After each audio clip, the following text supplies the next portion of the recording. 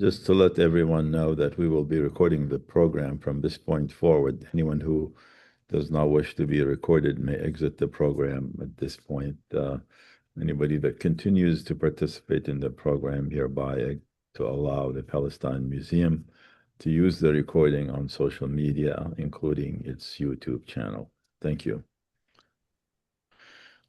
We have some people raising their hands already, so I would give you, if you raise your hand, I'll give you an opportunity to join us, to join Krista and I on the panel, and to tell us if you have a question or you have a comment or what you have in mind. So we'll start with the first person here, Layla Cable. Accept if you want to join the panel. Okay. So of course we've just watched the film Emwas, Restoring Memories from 2016. The director of this film is Dima Abu Ghosh, and it's her personal story of her forced removal from this village and her personal story of rebuilding her village with through the memories of those who once lived there. Welcome, Layla, to the program. Thank you.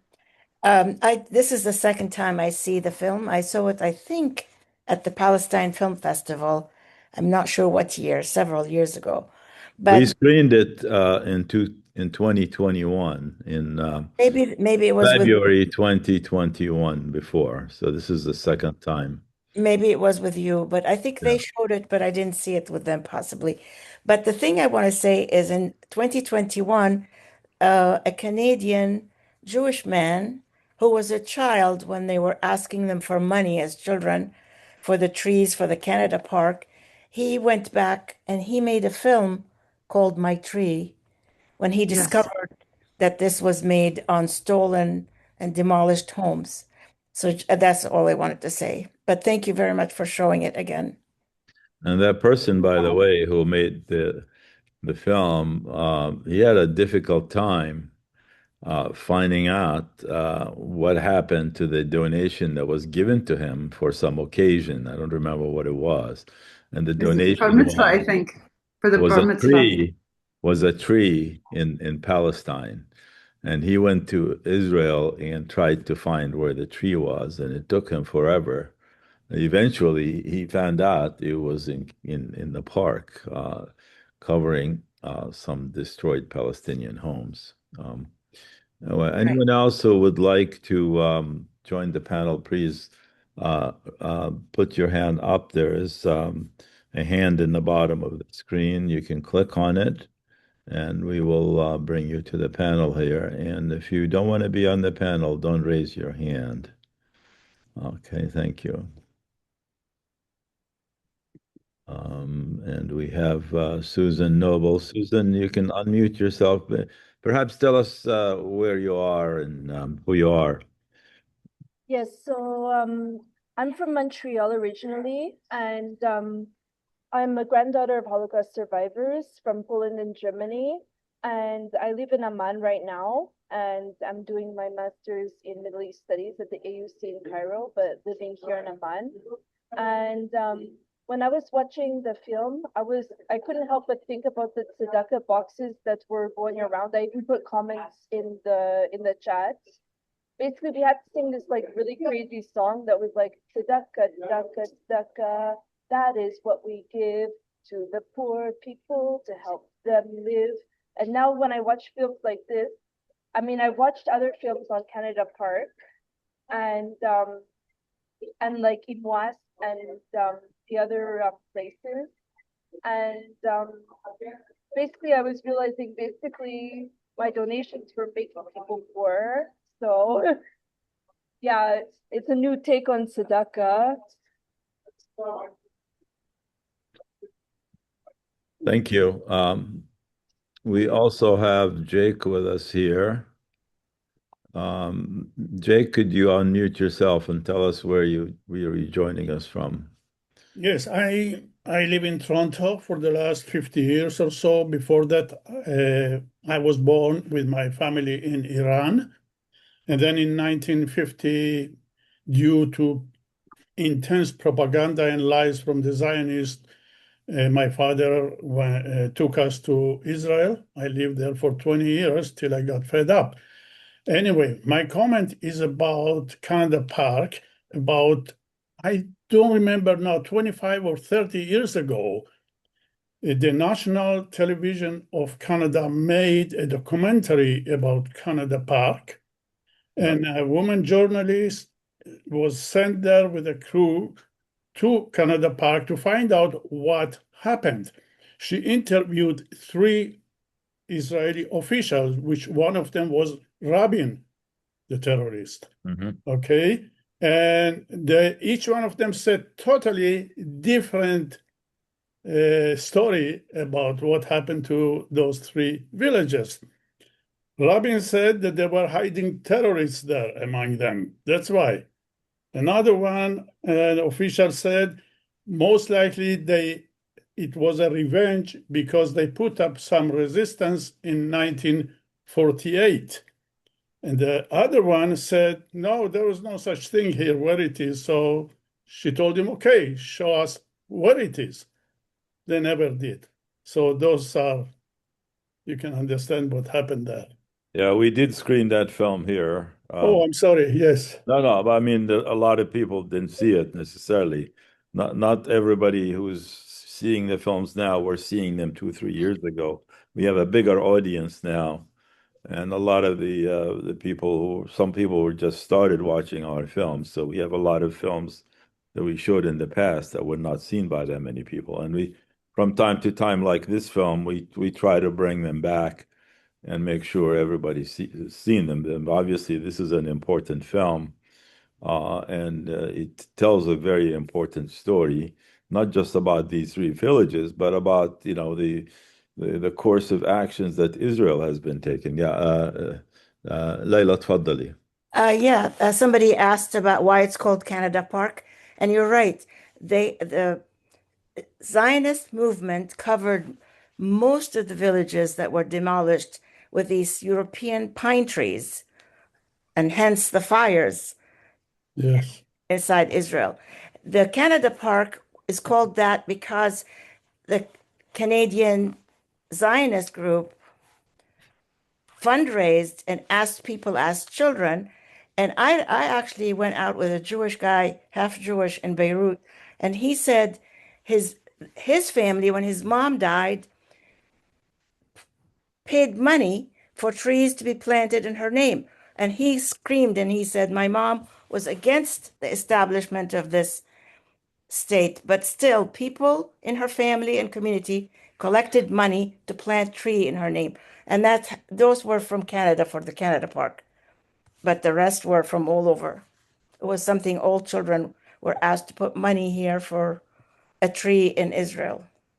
I actually had an incident. It's funny you say that. I had like an incident similar, but what happened was I was arguing with Montreal Zionists in like Facebook comments, and what they did was like to like basically shut me up or do like an act of revenge. They decided to donate a tree to the JNF in my name without my permission, and I'm like, I'm against land theft.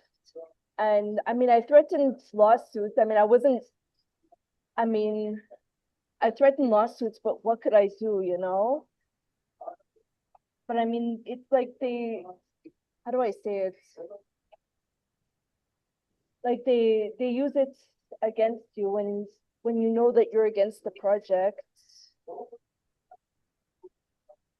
Yeah, they tried to associate your name with the project, and Yeah, trying to discredit you that way with the people exactly. that the people that support Palestine and all that. And yeah, it's obviously a tactic that gets used every now and then. I I did threaten the posted the lawsuit, but yeah.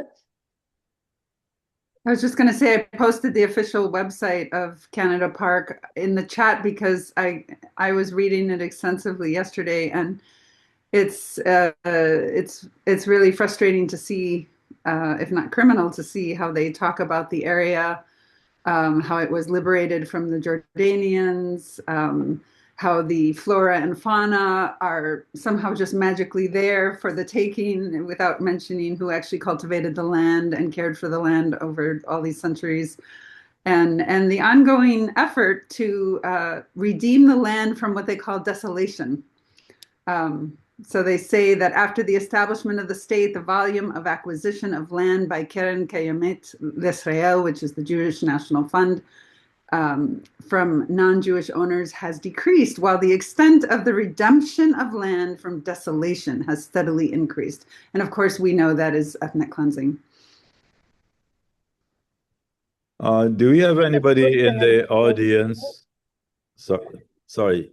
No. Do we have anybody in the audience who is from the village of Emwas or Yala or Beit Nuba, the ones nearby?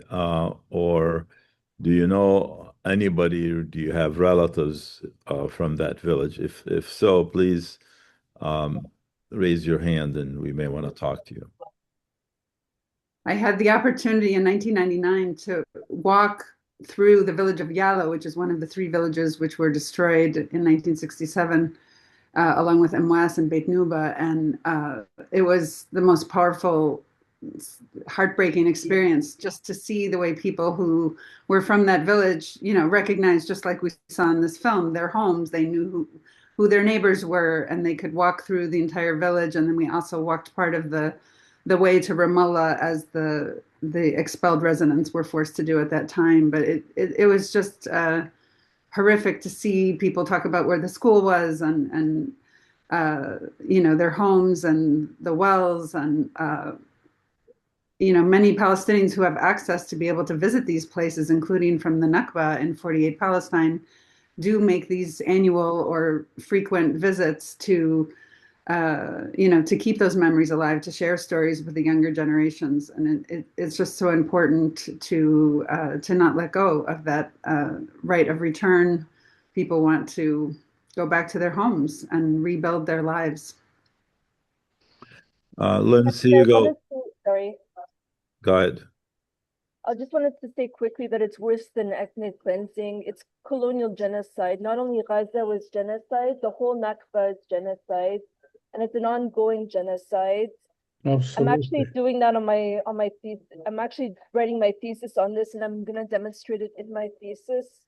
And so that way we can, label things appropriately, so that way we take, appropriate actions, because not only is 67 or the Gaza assaults genocide, the whole thing is, they want to erase Palestine, and Palestinians. And even when they call Palestinians Israeli Arabs, they're erasing the Palestinian national identity. They basically want to totally eliminate them. So that intent of elimination makes it genocidal. Sorry, I just wanted to say that quickly, and I'll be quiet now. No, thank you, Suzanne. That's an important distinction. And as we can see from this film, not only is their land taken and their homes taken, but the community is destroyed. They're scattered in Jordan and in Ramallah, and people aren't able to go back to where they experienced their childhood, share that with future generations. And so it disrupts life. It disrupts the continuity of living in community with your neighbors who are now scattered sometimes across the globe. So thank you for that. If I can, Sorry, go ahead. If I can add this, please, it's not regarding this, but it's about the total ethnic cleansing. That when I grew up in Israel, before I came to Canada, we lived in two Palestinian homes, which we did not realize. Nobody ever talks about anything like that. I discovered many years later when I was in Canada, and up to today, nobody talks about anything that happened there, and the young generation growing up, not a clue about what they did to the Palestinians. We ourselves lived in two Palestinian homes, which I'm flabbergasted how the hell it was, and nobody talked about anything.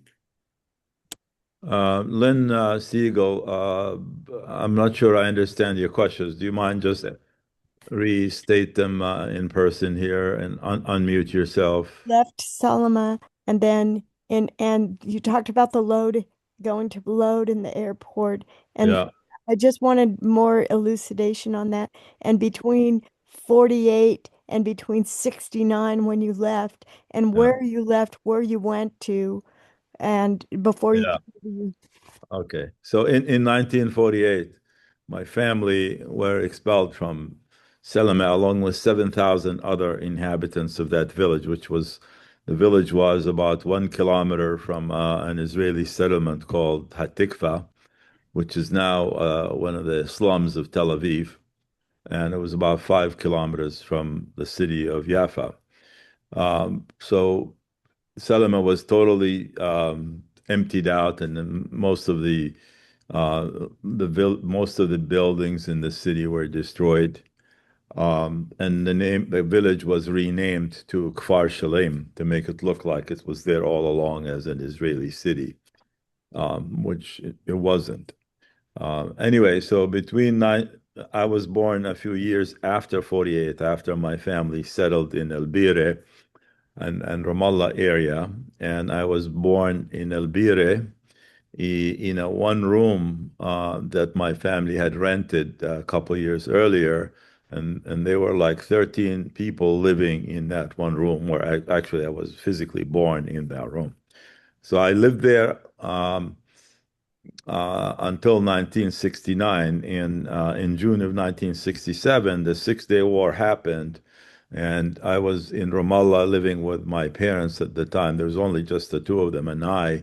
All my other brothers and sisters were older, and they had left to go to college or to work in Kuwait or work in the Emirates or go to the US, etc. So, and I remember walking from our apartment, which was downtown in Ramallah, to some friend's house that was a little bit outside of the center of the city because we were concerned there will be a lot of fighting and bombings in the center of the city. And it turned out that was a good idea because when we came back after the fighting stopped, there was no fighting in Ramallah and El Bire. There was just the Israelis shooting at every left and right. Everything they saw, they shot at it. The whole thing started on the second day of the war. The war started on Monday, but Tuesday early morning, like around 6:30 in the morning, there were mortar shells fired towards Ramallah, and some of them exploded behind our apartment building.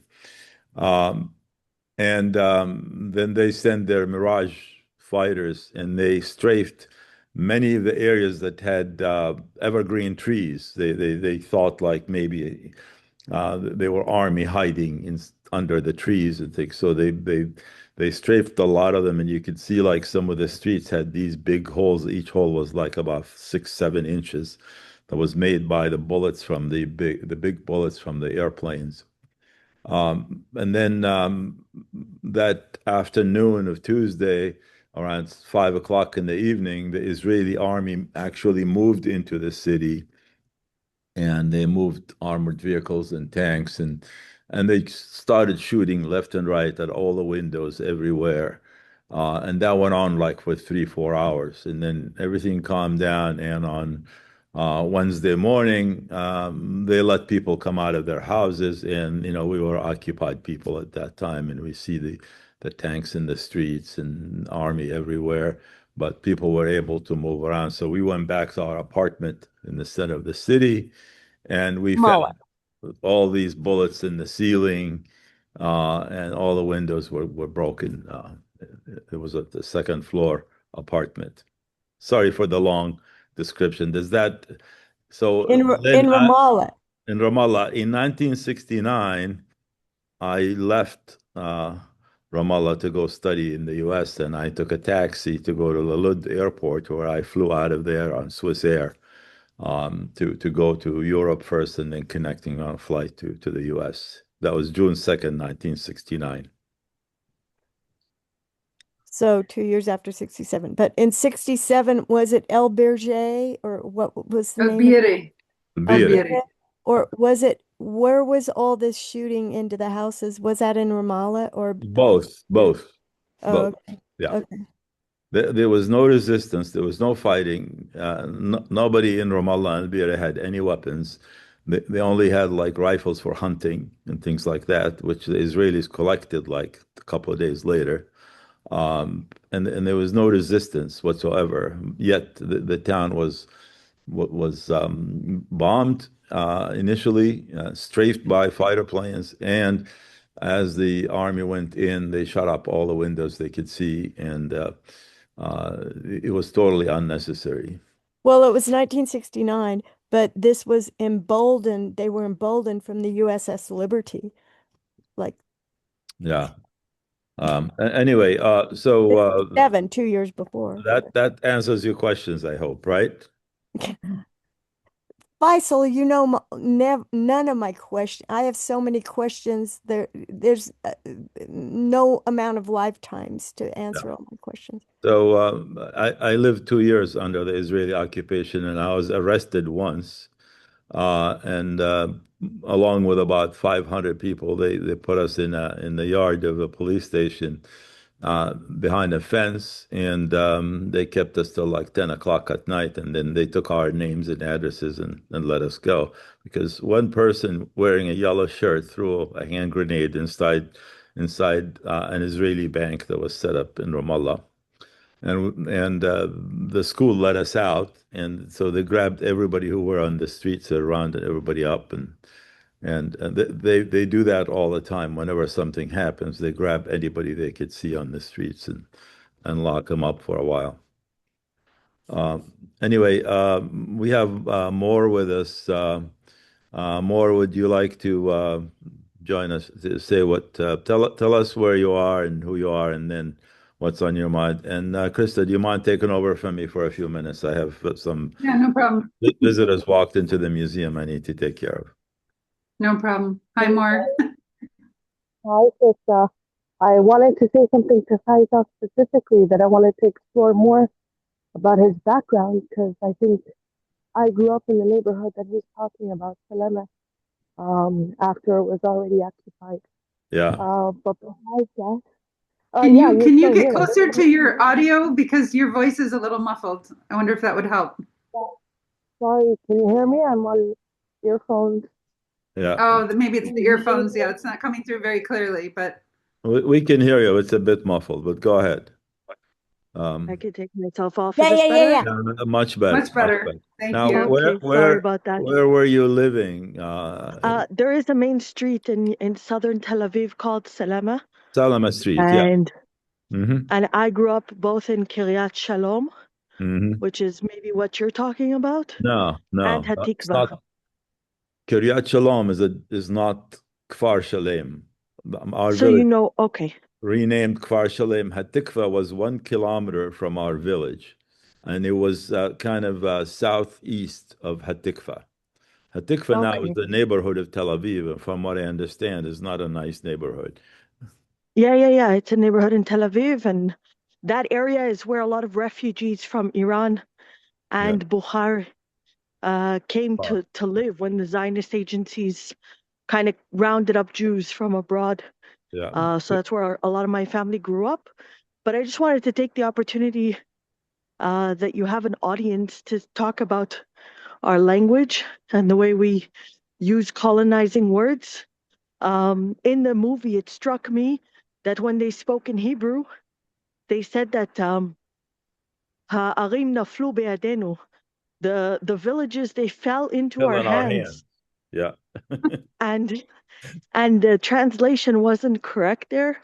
And it reminds me of like the way people here in Israel, they speak about every single war, every single takeover, every single erasure, as if it was just an act of God, and land and homes and places just fell into our lap and we didn't do anything for it.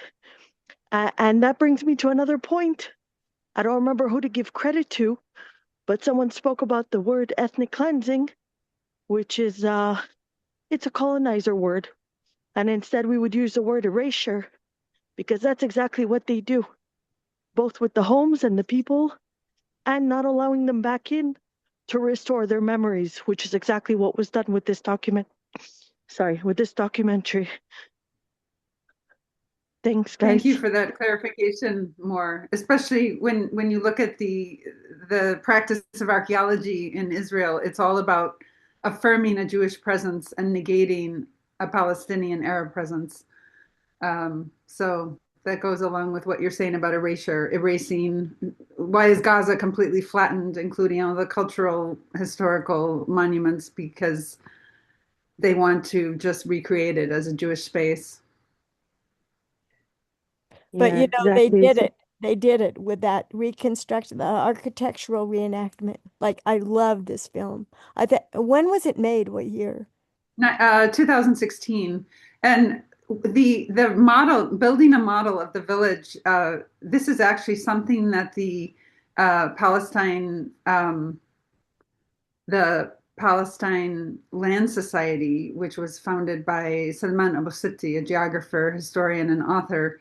I'll put that link in the chat, but he has an annual competition for architectural students to recreate. Many of the architectural students are actually from ancestors of the villages that they are recreating, and they're even using like audiovisual techniques to do that. It's really an incredible competition, and many villages have been either recreated or redesigned, for the future, looking to return for people to return to their villages. So let me just put that link in the chat. It's worth exploring the Palestine Land Society and seeing, learning about those annual competitions that Salman Abu Sitti heads up. And do you remember the other name of that town, part of Latrun? Look, I learned from Anna Balser about 25 years ago. Do Yeah. you know Anna Balser? Yeah, I know her. Yeah. Does Faisal know her? No, Probably. No? Okay. She's I from don't. Boulder, actually. She wrote the book. Here. Eyewitness in Palestine. Yeah, Witness in Palestine. Yeah, she traveled there. That was many years ago, and then made a photographic essay of her travels, and did speaking tours of her experiences there. She's a Jewish American. Anyway, then there was Robert, or what's his name, Roger Waters was Roger doing Waters. a concert in Tel Aviv, right? And there was so much outrage about it, like he moved his concert to Latrun. Do you remember that when that was? Long time ago. I don't But that remember was that. fabulous. Like, I've something to tell for more. At the museum, we have a book in Arabic about my village, and in the book, there's a hand-drawn map of the village, and it shows where the various families' properties were. And there's a couple of places in the map where my family had land and houses and orange groves and banana groves. I'm wondering if I send you a picture of that map, perhaps you can go there someday and try to find out where that place, where the property was and what is going on there. Because when I went with my parents to see it, like in 1968, my parents were there for 5 minutes and could not stand being there. Like they were overcome with emotion, and we had to leave 5 minutes after we got to the village. So I never really got to see where the property was, and it probably was destroyed, but where the location of the property was. I'm sure my parents knew where it was because they lived there all their life. But I never found out and never been there since. well, what can you say but Faisal, sorry, just because the question was directed at me. I would love to. I actually have on my to-do list to go to a certain neighborhood in Jerusalem for a different friend who grew up there, just to take pictures of her grandmother's home. So I would definitely love to do that for you. And I think you have Yeah. my email. Yeah, If yeah. not, I'll shoot you out another email. I'll send you the picture. Please do. I would love to. I Thank would you. love to take pictures for whoever wants and Yeah. use my privilege to record whatever it is you guys can't reach yourselves Yeah. until you can. Thank So Uh, you for is that. this 3D model in the Palestine Museum, or is it in no, Edinburgh, or is it in? no, it's I don't know where it is. I really don't know. I mean, I can ask Dima. It's probably in Jordan, is my guess, because they had that big exhibit in Yeah. Jordan to show the communities there, and maybe it's stayed Yeah. there. Can't, But yeah, can't we you could have ask it her. reproduced or something to have a copy, like a 3D for display? Possibly, possibly we could. We'll see. I'll look into it. At Edinburgh, and you also have, Woodbridge. Either. Woodbridge and Edinburgh. Yeah. How much Uh, bigger is Edinburgh than Woodbridge? no, Edinburgh is much smaller. Woodbridge is a very big museum. It's 6,500 square feet. It has hundreds of works of art in it. Most people come. They see the first room, which is the events room. They think that's the whole museum, but then they discover that's just the meetings room, and then they see the rest of the museum, and a lot of people are very surprised. They come expecting to see a hole in the wall or something like that, and then they see a very Yeah, big place, it is a lot of impressive contemporary space. art. Um, Sorry, I anyway, interrupted you. yeah, no problem. We're all friends here, so. One thing it's important something Salman Abu Sitti points out is that the right of return is really feasible. It's not that Israel has taken over all of the spaces that were once home to Palestinians in 48 Palestine, but many of those areas are actually vacant land, or they're used for grazing land, or they've become parks or protected spaces. And he points out that 80% of Jewish Israelis live on only 20% of the land. And so there's plenty of room for Palestinians Yeah. to come back home and rebuild their lives. Thank you, For Krista. those who were driven out. We have Martha Monson. Martha, tell us where you are and what you have in mind.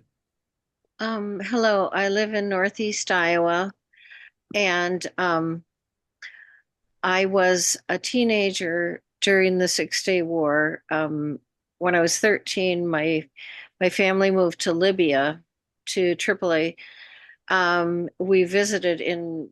We've visited Bethlehem, Jordan, for example, in 1966 for Christmas.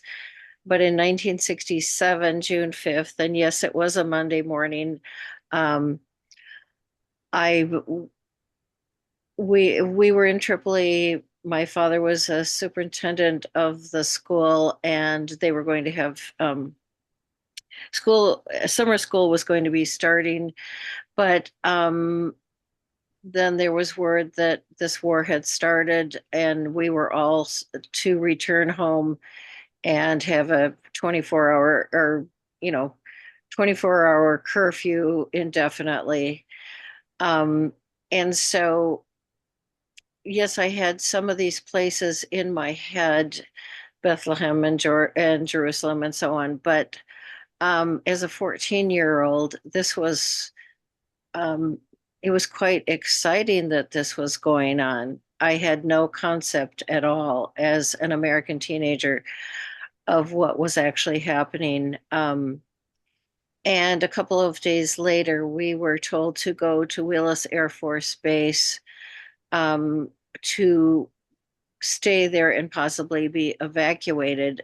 This was our American government telling us that this is what we needed to do as an Arab country. That was kind of their protection. So it's kind of like this is what Americans or our American government at that time felt like they needed to do to protect us, even though we were, I suppose a couple of thousand miles away or something like that between where this was going on. And so on June 8th, I was actually evacuated and from Tripoli, from Willis Air Force Base, which has now long ago was taken over by Gaddafi.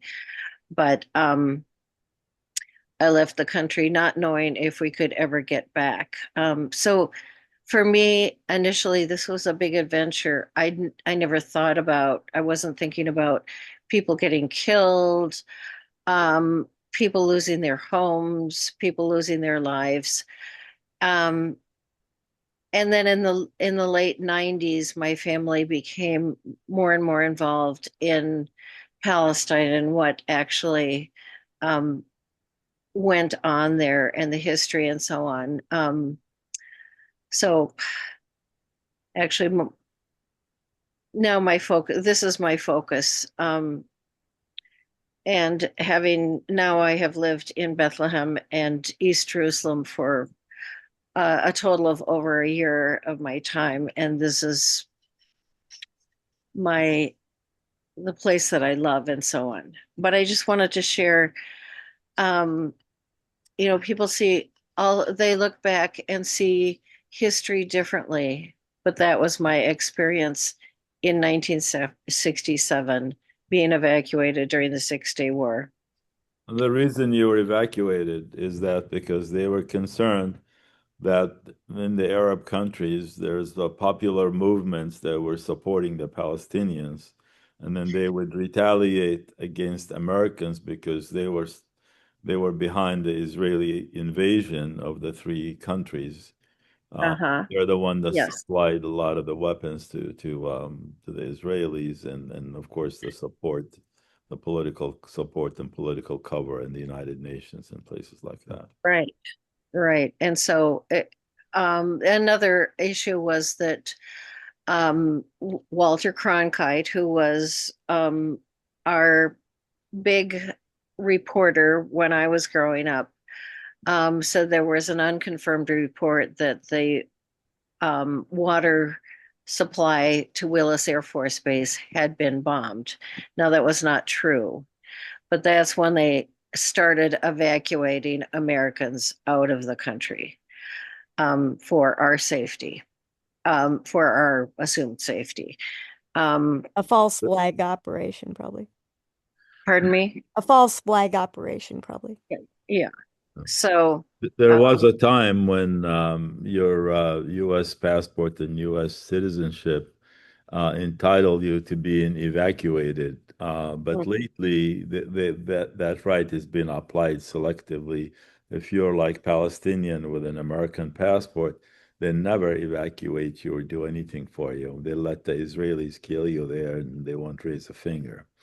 And unfortunately, that uh, practice is applied very selectively.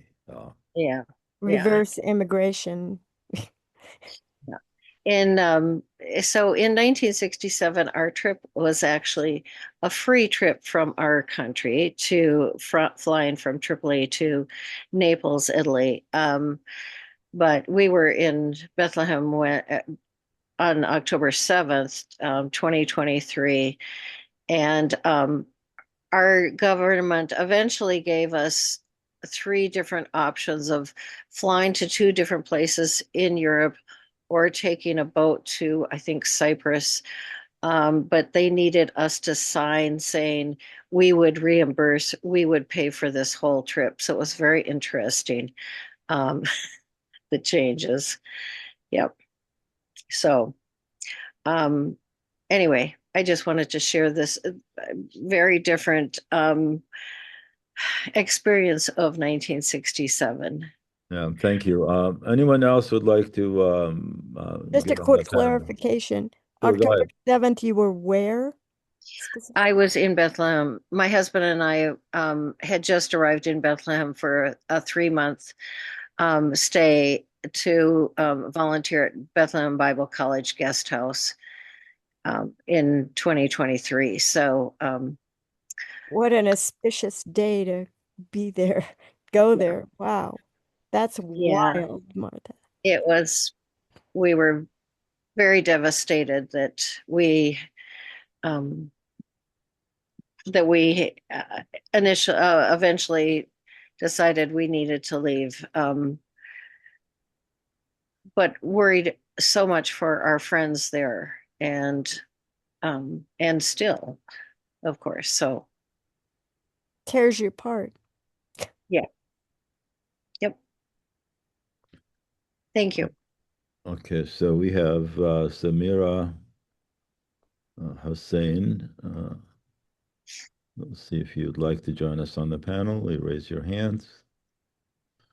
Okay, and let's see, Samira, where is she? Samira, if you're on, please unmute yourself and There she is. turn your video on. Yes, hello. Thank you for the opportunity. I'm sorry I missed the beginning. We had some situation here, but I didn't see the film. But of course, I'm familiar. I was born in Beit Nuba. I'm very much aware of the surroundings. My father was the mayor, so I knew about every single person in my village. I knew everything about it. We were driven at midnight in 1967. And we were just told to leave for a few hours because the Israeli army, they don't want any resistance and just for our own safety. So we left as is. Many of us didn't even have shoes on and we never had the opportunity to return. We just walked and walked and walked. We didn't know where we were going because everywhere we walked, the Israeli tanks followed us. Finally, we settled in a Ain Arik area, Deir Bzia. It's all these villages. It took us about 3 days with no food or no water whatsoever. Then some people start milking those cows that were wandering everywhere to drink. Then we found irrigation water. So we used the irrigation water to drink, to wash, whatever we needed to do. I don't remember how many days we stayed there, but maybe a week or close to 2 weeks. Then they told us to go back. So it took us 3 days to come to this point, and we had to rush back. And when we came close to Beit Nuba, it was like Beit Sira is just maybe a couple miles away, but we can see people start coming back running, and we asked what happened. They said the Israeli army started shooting at them. First thing they asked him, which one is your home? Which one is your home? They were thinking that they're gonna go, one by one, but apparently they didn't. At that time, they used dynamite and bulldozers. They start bulldozing those homes while people are watching. So people came back, and we stayed in Beit Sira, and we got the village. Because my father was the mayor, so they knew each other. They gave us the town hall, and we stayed about 65 of us in that one room. There was absolutely nothing except just four walls. And we still waited, and the negotiating daily between my father, the village elders, to get some belongings or to return, and they always said no. And we lived under curfew. There's no bathroom or anything. We had to hold ourselves. We're children. And after about 7 weeks or so, end of July, they forced us out. They said now by that time we can only see Beit Nuba. The Nial and Emwas, they were not visible where we were staying at that time. So every house was leveled. And they said, leave and never mention those villages again. That was the instruction. So how can we leave? There's no cars going, no buses, nothing. Finally, we found a pickup truck. I remember the young people, because they were arresting anybody who's a man between age 14 and 40. I remember some of them laid down, and we sat on top of the bodies to avoid any arrests or more issues with the Israeli army. And when we got to Jericho, we were the Jordan River was the bridge where the people now Palestinians go to visit. It was already bombed, and so we didn't know what to do. I remember at that moment I had slippers on all this time, but because of the heat, I lost my slippers, and the sand was so hot. Then I was snatched with my arms by the Israeli armies, and forcing us to leave. After the bridge, they were like trucks and things that they hold people like cattle. And they dumped us in the desert in Jordan with tents. And we just sat there. We didn't know what to do. I mean, it's like snakes and scorpions were all over the place. I was one of the lucky ones that we had family in Amman. So we returned back to Amman because my father has to return to his duty. And more negotiations. So my father joined the United Nations investigation team, and there was more horror stories and stories. He was not allowed to talk about them because that's supposed to be confidential. But we, a little bit later, we heard bits and pieces about the tortures and what other people went through. I have lost a lot of family members during that time. In the 7 weeks period, we were under the curfew. They just went to collect my food and to bring to the families. One of them was my cousin. She was pregnant with, she had like 6 children, and she was about to deliver the seventh one. Her husband got killed because he went to get some food.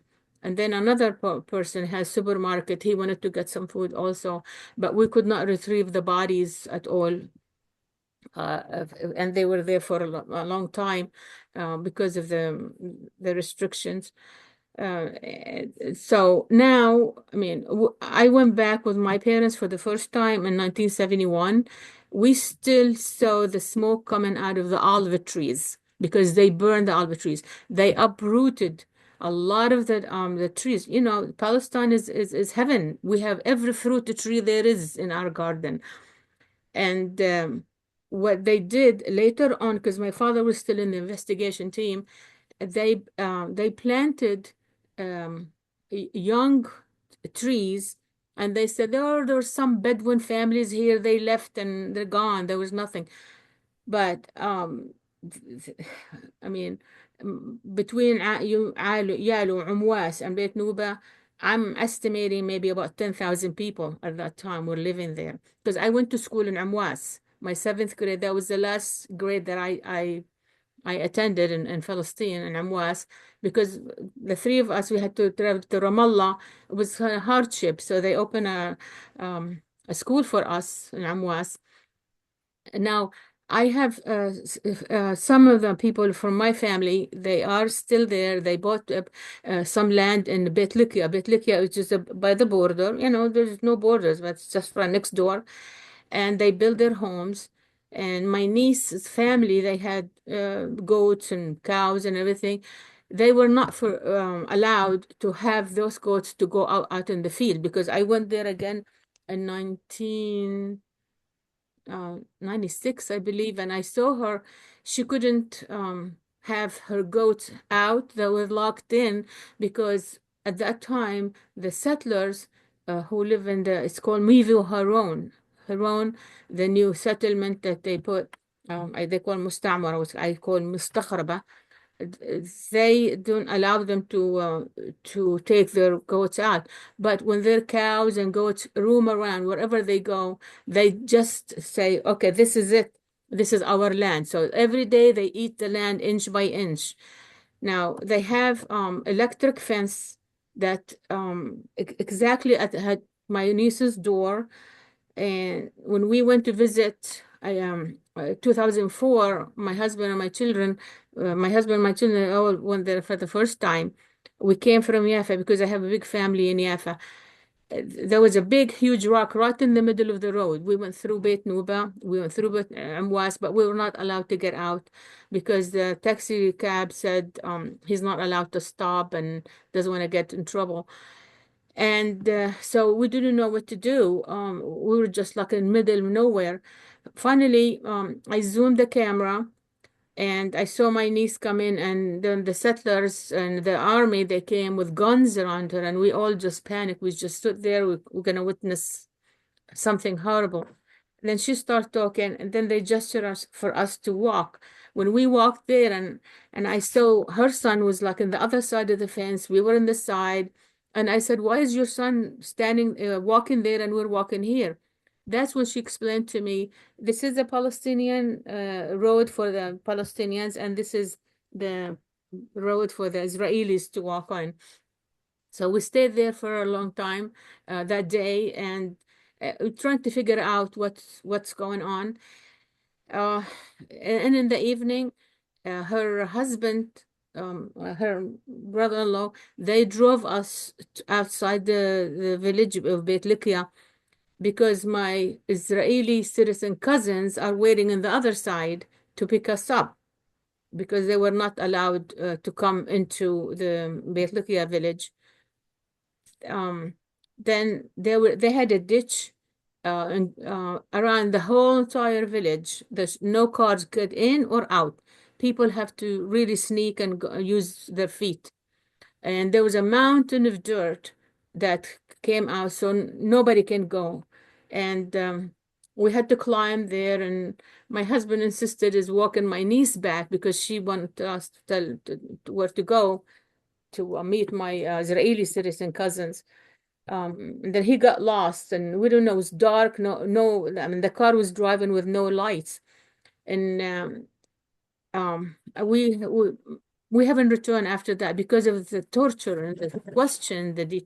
They detain us in the airport for hours and hours, asking for example, I have 4 kids. They ask who the teachers were, what's their names, what nationality, if you have any device whatsoever. At that time, I didn't think we had even cell phones. They would ask, what did you buy this? Did you buy it on the shelf or did somebody from the store? I mean, it's very annoying questions, very stupid questions to answer. But they know what they're doing. But just let me go back a little. We went from Jordan. We went to Jordan first. From Jordan, we went on the north side. It's not the same bridge or the Palestinians go. It's the other one with the tourists because we had American passports. And of course, we went through everything, and we were, I don't know, we call it detained or whatever for like many hours.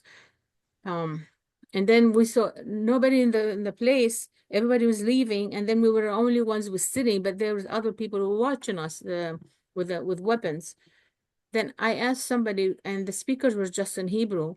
So I asked somebody, because there you're not supposed to talk to anyone on the bus or anyone there, because anything you say, it could be against you.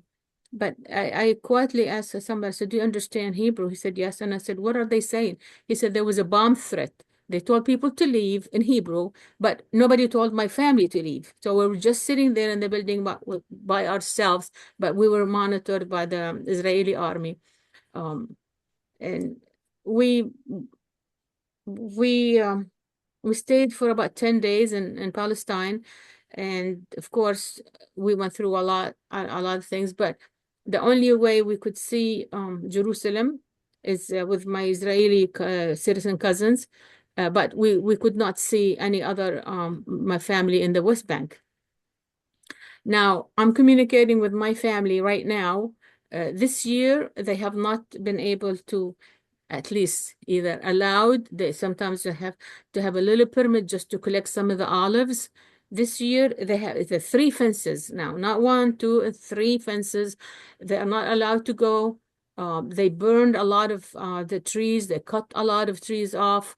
And no one is allowed in and out from anywhere from Beit Nuba area. I'm not sure about Emwas and Yalo, but Beit Nuba was where my family is staying close to. Things are not getting any better. I mean, the settlers, this is 2 days ago information. My niece told me there is 10 what do you call giraffe? The Bulldozer. bulldozers. Yeah. She's a huge ones. And I said, well, what are they doing? She said they're doing another settlement. They're building another settlement in the ground where Beit Nuba is. So I mean, we have no documents. We have lost everything. We were never allowed to collect anything in the middle of the night. What can you think of?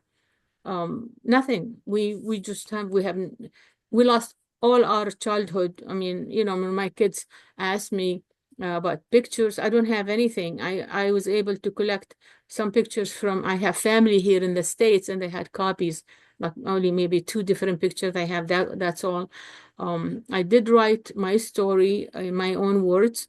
So all my four children use that for the school projects, and they good very I mean they got good grades, because it's a real story.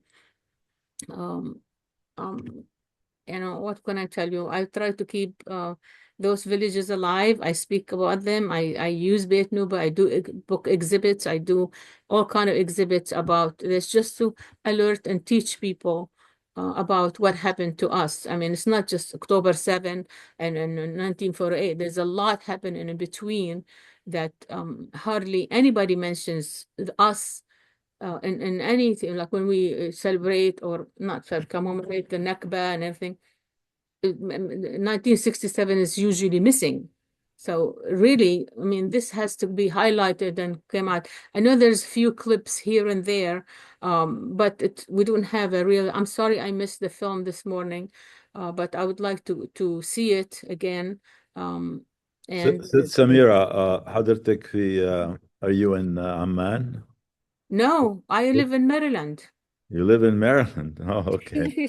No, you can, no, If I'm the you, most active creature that you can ever find. I'm happy to screen the film for you again. So just Okay, great. contact me Okay. and we could set it up so you could see it. Yeah, Alhamdulillah, I lobby, I call, I know my politicians. I'm very, very much into this because this is our life that was wasted and was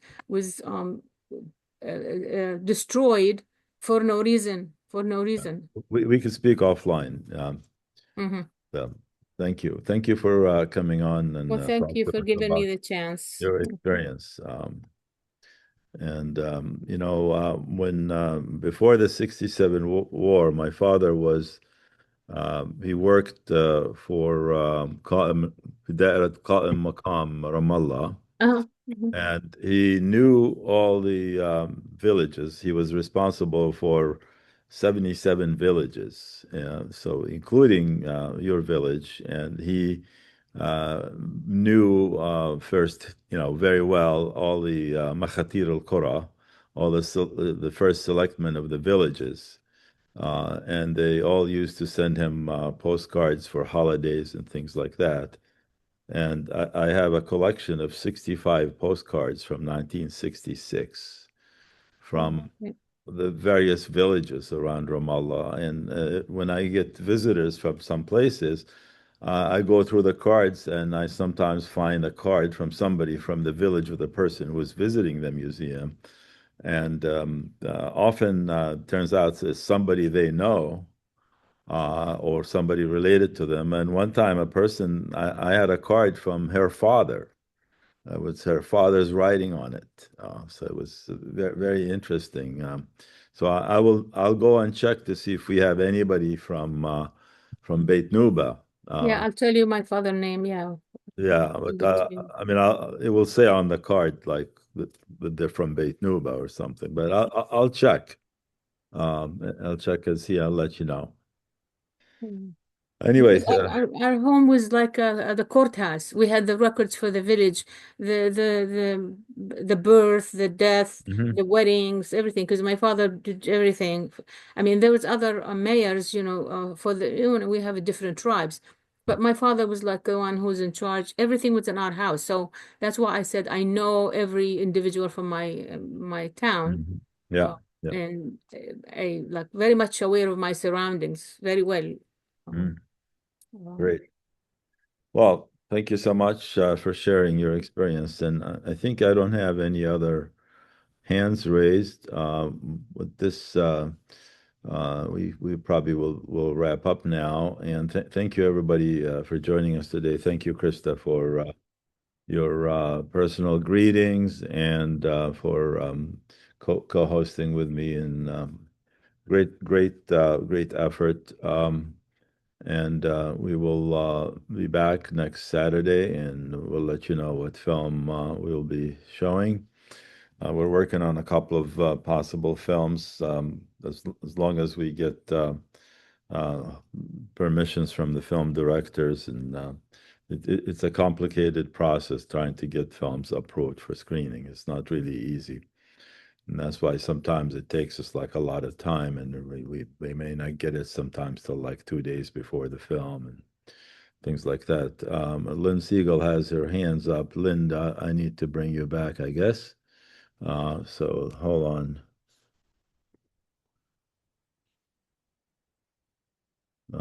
Let's make it brief, and so we can. I wanted to add that the trees that were planted during, following the Nakba and the Naksa to hide the destroyed Palestinian villages, of course, are not indigenous to the area. And there was a huge wildfire in the Latrone area in May of, was it this year or last year? I'm trying to remember. 2025. In 2025. So yeah, just this past year. And Canada Park is officially closed as a result of that. But it's interesting to see how it's almost a little bit like karma that the trees that Israel planted through the Jewish National Fund over all these decades are the most vulnerable to wildfires. And so Yeah, the earth is rejecting them. They're yes, rejecting so the trees and trying to burn them and kill them. Anyway, yeah, so Lynn, you had On the something you. subject of fire, Suleiman, Muhammad Suleiman, I found out from Laura Gonzalez, who has a felony charge now about Gaza and Boulder, that he was actually researching this a lot before, and I'd gone to and testified at every city council meeting, and then this fire attack still happened. And it's like, of course it's horrific, but I so empathize with how he was provoked by the city of Boulder would not do. They did a declaration on anti-Semitism, but they would not do a resolution of any type on Palestine, on justice. So, people are watching. The whole world is watching, and we're going to do it. Faisal, we're going to do it. All right, great. More power to you. All right. Thank you, Lynn, and More thank you for. power to us, Yes. the global community. Thank you for supporting Palestine. All right. Thanks, everyone. And we're gonna say goodbye, ma salama in Arabic, and we'll see you next Saturday. Today we had 260 households watch the film, which is a great numbers in many countries. So see you all next week. Oh, and Witness in Palestine was 2007. Okay, great. Thanks. Masalam, everyone. Bye-bye. Love you all.